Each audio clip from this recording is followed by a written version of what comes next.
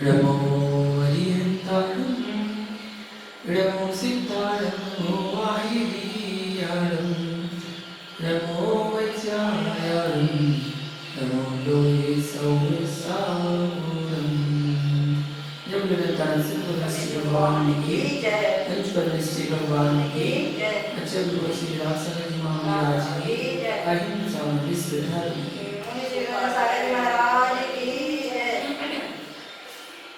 महान भाव जिज्ञासा समाधान चल रहा है। यहाँ पर कर्णाटक संबंधी जिज्ञासाएं हैं। यहाँ पर एक जिज्ञासा है अरहंत परमेश्वर जी के द्रव्य गुण पर्याय किस प्रकार जानना चाहते हैं। तो समाधान में प्रवचनसार गाथा 80 की टीका में जयसेन आचार्य ने श्री अरहंत भगवान के द्रव्य गुण पर्याय का स्वरूप इस प्रकार बताया है। उन्होंने बताया श्री अरहंत भगवान के केवल ज्ञान आदि विशेष गुण, अस्तित्व आदि सामान्य गुण, परमोदारिक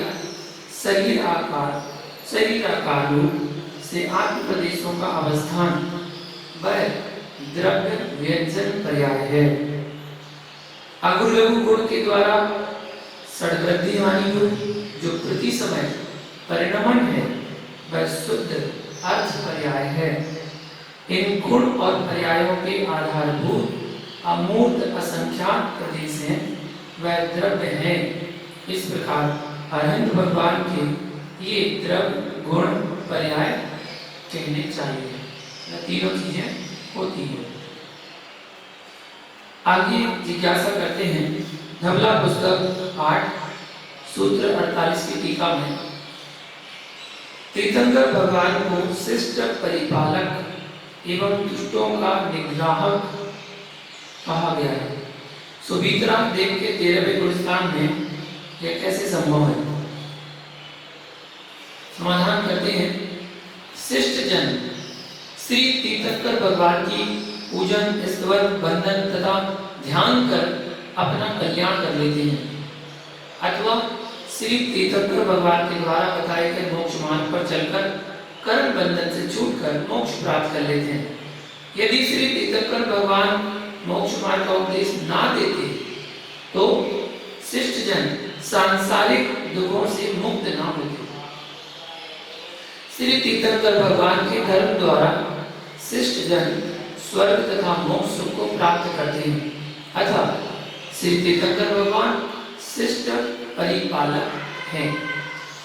दूसरा बताते हैं दुष्ट जन श्री तीर्थंकर भगवान की निंदा करने से पाप कर्म का बंध करते हैं, धर्म से विमुख रहते हैं, जिसके कारण वे नरक निगोद में बहुत दुख उठाते हैं। अथवा श्री तीर्थंकर भगवान की निंदा आदि से जो पाप कर्म बंधा था वह पाप कर्म उन दुष्ट पुरुषों को नरक निगोद में पटक देता है, जहां पर वे बहुत काल तक तीव्र दुख सहन करते हैं। इस अपेक्षा से तीर्थंकर भगवान दुष्ट निग्राहक हैं। श्री तीर्थंकर भगवान स्वयं न किसी को दुख देते हैं और न किसी को सुख देते हैं, ऐसा सिद्धांत। अगली जिज्ञासा करते हैं कि जब श्री अरहंत भगवान जीव को अजीव नहीं बना सकते तो उनको अनंत शक्तिमान या सर्वशक्तिमान क्यों कहा गया है। जीव को अजीव और अजीव को जीव नहीं बना सकते।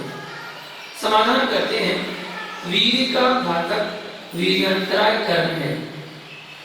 श्री 1008 अरहंत भगवान के अंतराय कर्म का क्षय हो गया है अतः उनके वीर्य अर्थात शक्ति को रोकने वाला कोई भी बाधक कारण नहीं रहा। इसलिए श्री 1008 अरहंत भगवान के अनंत वीर्य अर्थात सर्व वीर्य या सर्व शक्ति प्रकट हो गई है। वस्तुगत स्वभाव को अन्यथा कर देना सर्वशक्ति या अनंत शक्ति का अर्थ नहीं है।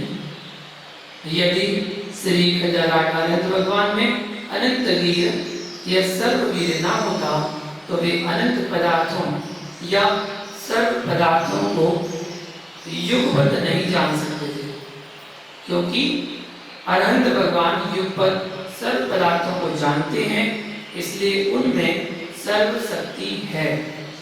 आत्मनं सामर्थ्यस्य प्रतिबंधिनो वीर्यान्तराय कर्मणो त्यंत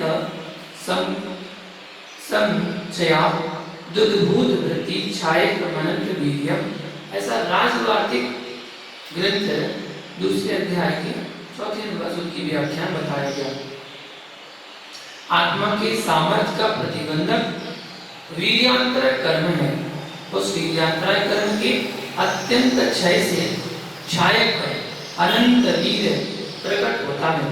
इस आर्ष वाक्य से श्री अरहंत भगवान के असीम निर्वधि अनंत वीर सिद्ध हो जाता है। आगे जिज्ञासा करते हैं कि अरहंत भगवान के कौन से चतुष्टय प्रकट होते हैं। तो दर्शन वर्ण कर्म के क्षय से अनंत दर्शन, ज्ञानावरणी कर्म के क्षय से अनंत ज्ञान, मोहिनी कर्म के क्षय से अनंत सुख और अंतराय कर्म के क्षय से अनंत वीर्य उत्पन्न होते हैं। इसलिए अनंत भगवान सर्व सुखी, सर्व शक्तिमान, सर्वदर्शी और सर्व ज्ञानवान कहेंगे। इस पर एक शंका उठती है, यदि श्री अनंत भगवान सर्व सुखी हैं तो क्या उनके विषय भोग जनित सुख भी हैं? यदि नहीं तो उनको सर्व सुखी नहीं कह सकते।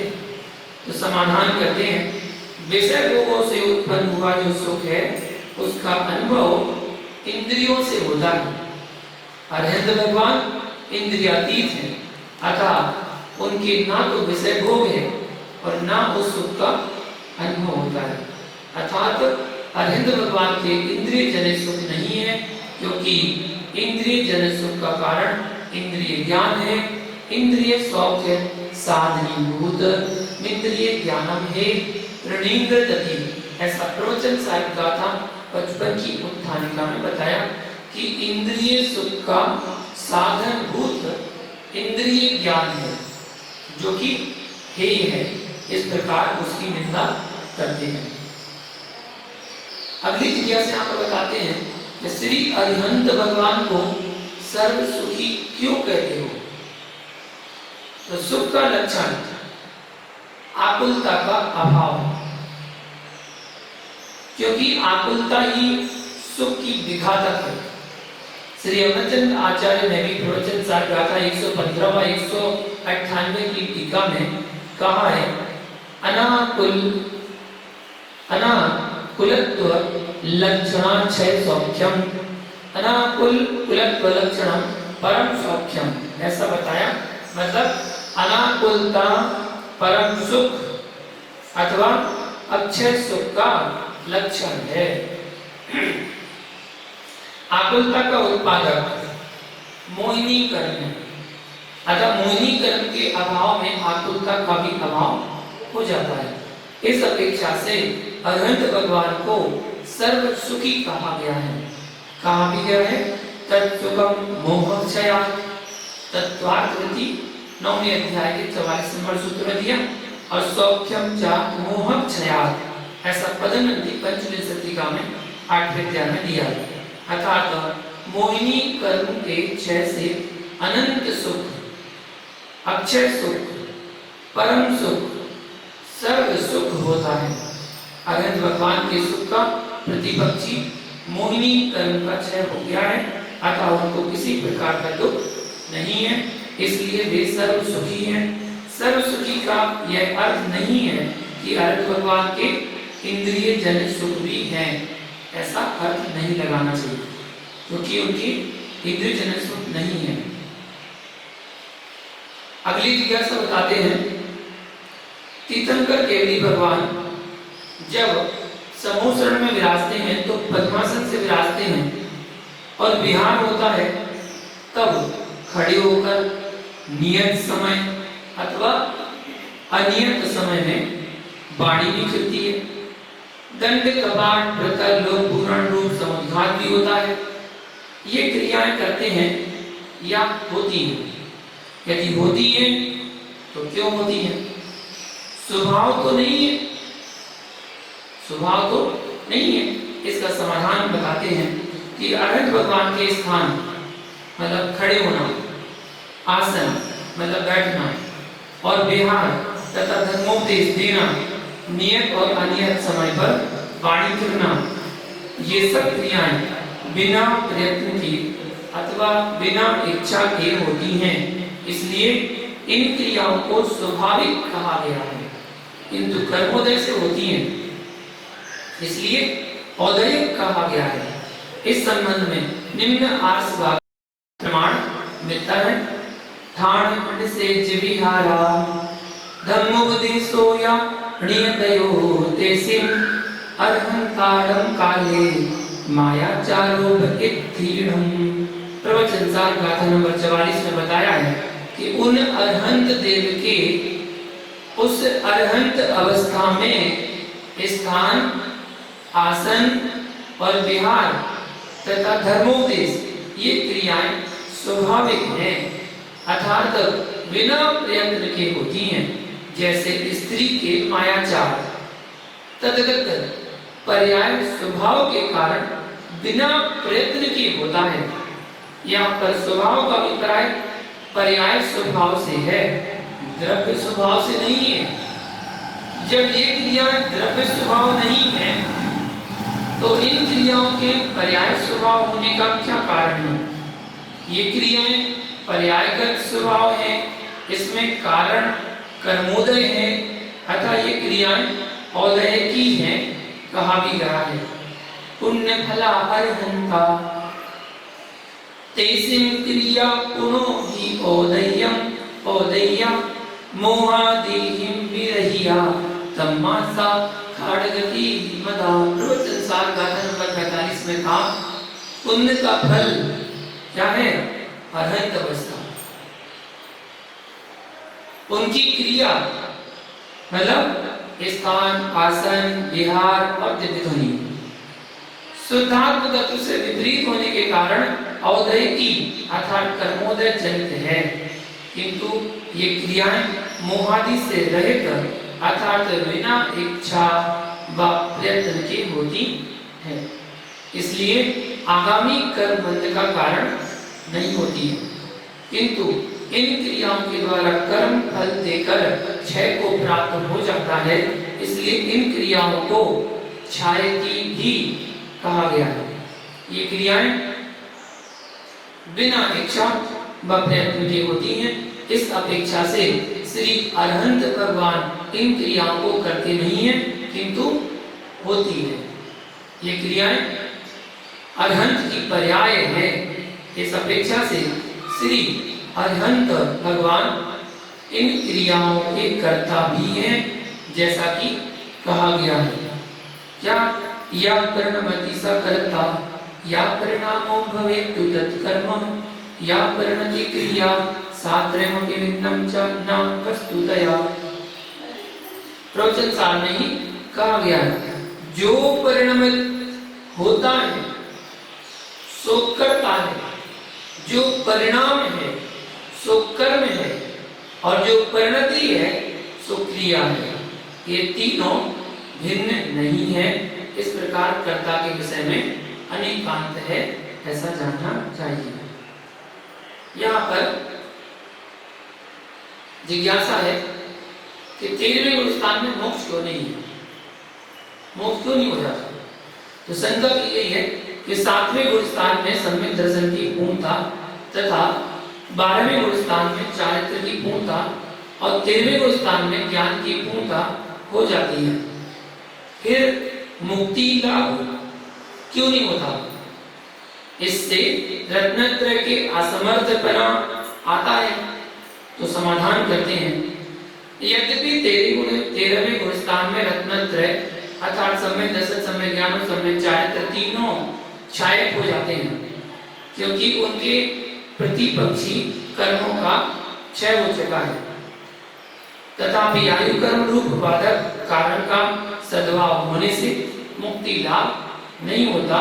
श्री कुंद आचार्य ने कहा है औस्तिखयेन पुनो ऋणासो वै शेष परीडम पच्चा पावै सिद्धम लोयकम समय में तेरा।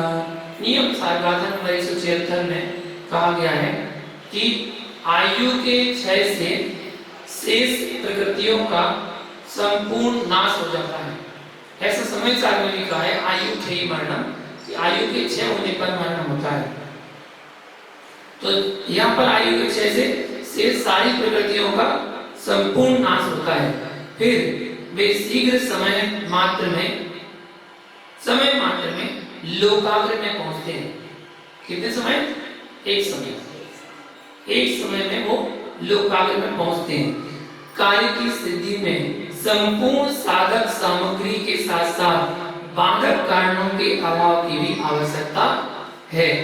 केवल ज्ञान के प्राप्त हो जाने पर जितनी मनुष्य आयु की स्थिति शेष है उतने काल तक केवली जिनको मुक्ति नहीं हो सकती है उन्हें केवल ज्ञान अवस्था में रहना ही पड़ेगा। चाहे वो सोचे विचारे कि मैं चला जाऊं, जल्दी सिद्धालय में चला जाऊं, तो नहीं जा सकते। प्रतिबंधक सद्भावानुमान मार्ग में भी मतम तावत सती न घटते, ऐसा मूल आराधना भ्रष्ट 23 पर कहा है। आगम में प्रतिबंधक कारण से कार्य की उत्पत्ति नहीं होती है, ऐसा खुलासा है। जैसे सहकारी कारण नहीं होने से कार्य की सिद्धि नहीं होती, वैसे ही प्रतिबंधक का सद्भाव होने से भी कार्य नहीं होता। सहकारी कारण होते हुए प्रतिबंधक कारणों का अभाव होगा तो कार्य उत्पन्न होता है, अन्यथा नहीं होगा। अतः प्रतिबंधक के सद्भाव में कार्य नहीं होता, ऐसा मूल आराधना भ्रष्ट 27 में दिया गया है। अब यहाँ पर जिज्ञासा करते हैं कि 13वें गुणस्थान में प्रदेश बंध क्यों माना गया है? वहां पर 4 घातीय कर्मों का बंध नहीं है। फिर वहां पर सूक्ष्म उद्गल परमाणु आत्मा से किस प्रकार बंध को प्राप्त हो सकते हैं? तो समाधान करते हैं। 13वें सहयोग केवली गुणस्थान में योग है, इसलिए उसका नाम सहयोग केवली है। तो योग है, अतः वहां पर योग से साकावेदनी कर्म प्रकृति का प्रदेश बंद होने में कोई विरोध नहीं है। कहा भी गया है जोगा पैडी प्रदेशा हिदी अनुभागा कसाय जो होंती, मतलब प्रकृति और प्रदेश बंध ये दोनों योग के निमित्त से होते हैं। ठीक है, तो वहां सहयोग के लिए योग सहित है। और क्या कहा? योग निमित्तेन वेजम वज्जई तमीरिया बैकमति बणिदम मोदी, ऐसा धल्ला पुस्तक 13 पृष्ठ 47 में कहा कि योग मात्र के कारण जो कर्म बंधता है वह कौन सा कर्म? ईर्यापत कर्म है, मतलब आता है तो चला जाता है। धल्ला पुस्तक 13 पृष्ठ 48 में कहा भी गया है कसाय का अभाव होने से स्थिति बंध के अयोग्य है। कसाय का अभाव हो चुका तो स्थिति बंध के अयोग्य है। कर्म रूप से परिणत होने के दूसरे समय में ही अकर्म भाव को प्राप्त हो जाता है और स्थिति बंध न होने से मात्र एक समय तक विद्वान रहता है। योग के निमित्त से आए हुए ऐसे उद्गल स्कंध में काल निमित्तिक अल्पत्व तो देखा जाता है, इसलिए ईर्यापत कर्म अल्प है, ऐसा कहा है।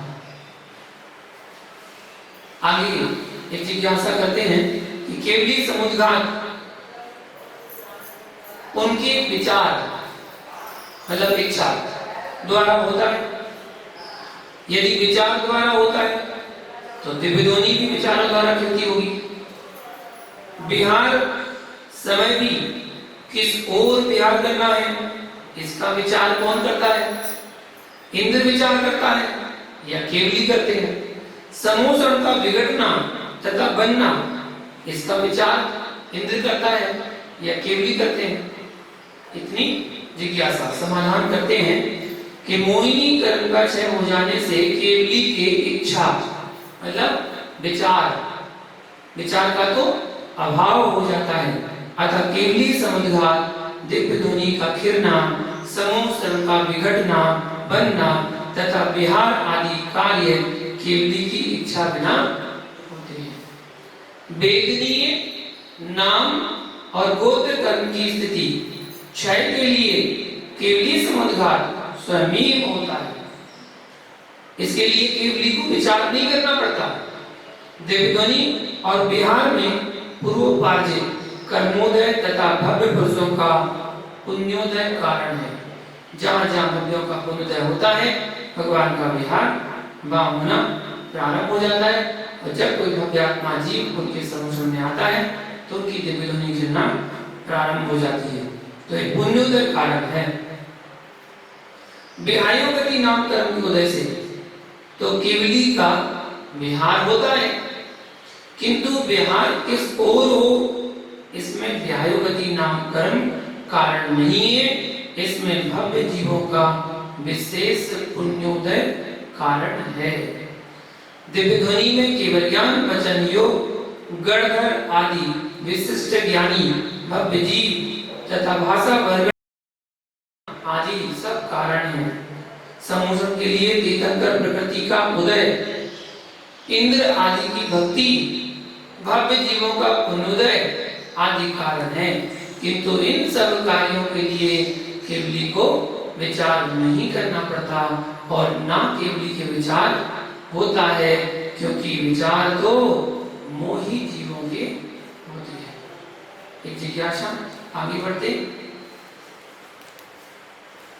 धवला पुस्तक 1 पृष्ठ 289 पर मनोयोग का लक्षण, भाव मनसा समुत्पत्त्यर्थम पत्यर्था प्रयत्नो मनोयोगा, ऐसा किया है।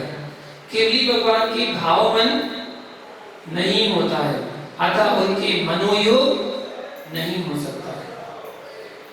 तो समाधान करते हैं। सहयोगी केवली जिनके मनोयोग होता है, ऐसा द्वादशांग का निम्न सूत्र है। मण जोगो सब मण जोगो असत्य मोह से मण जोगो संडि मिच्छा इति जाव सजो केवली ति। ऐसा बताया कि मनोयोग, सत्य मनोयोग तथा असत्य मृषा मनोयोग संगी मिथ्या दृष्टि से लेकर सहयोगी केवली तक होता है। ऐसा धवला पुस्तक 1 पृष्ठ 279 पर दिया गया है। भाव मनसा समुत्पत्त्यर्थम प्रयत्नो मनोयोगा, यहाँ बताया भगवान की उत्पत्ति के लिए जो प्रयत्न होता है वह मनोयोग है, ऐसा लक्षण किया है। वह लक्षण छद्मस्तों की अपेक्षा किया गया है। सहयोगी केवली जिनकी अपेक्षा मनोयोग का लक्षण निम्न प्रकार है। धवला पुस्तक 1 पृष्ठ 284 पर बताया गया है। यदि कहा जाए कि केवली ज्ञान होने के कारण मन नहीं पाया जाता है, तो ऐसा कहना ठीक नहीं है, क्योंकि केवली के द्रव्य मन का सद्भाव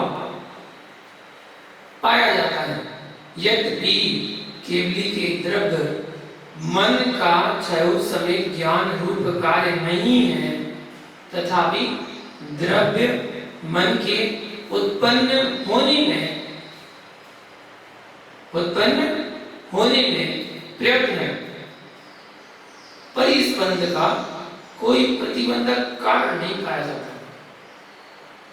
इसलिए यह सिद्ध हुआ कि उस द्रव्य मन के निमित्त से जो आत्मा का परिस्पंद रूप प्रयत्न होता है वह मनोयोग है, ऐसा बताया। आगे बताते हैं कि केवली के मनोयोग वास्तव में है या उपचार से। तो धवला में कहा है कि उपचार से मन, भाव मन का सद्भाव मान लेने में कोई विरोध नहीं है, कोई विरोध नहीं आता। तो धवला पुस्तक 1 368 में बताया गया है कि द्रव्य मन तो केवली के है, द्रव्य मन तो केवली के है, अतः मनोवर्गणाएं आती हैं। मनोवर्गणा के निमित्त से आत्म प्रदेश परिस्पंद होता है, अतः केवली के मनोयोग उपचार से नहीं वास्तव में है। क्षयोत्समिक होने से केवली के योग नहीं हो सकता, ऐसी बात भी नहीं है, क्योंकि वास्तव में तो योग औदयिक भाव है, ऐसा बताया।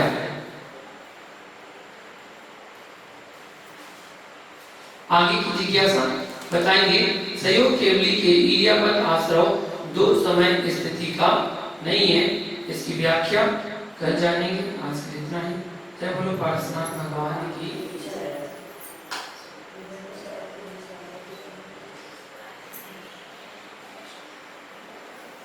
चावाणी के ज्ञान से सूर्य लोकालो सोवाणी नमो सदा लेनो हे जिनवाणी भाती कोई जपून ने जो तेरी शरण है सो पावे सुचि ते बजो अनंत गुरु शिवानंद दया पालो सदा यही पूछ करो।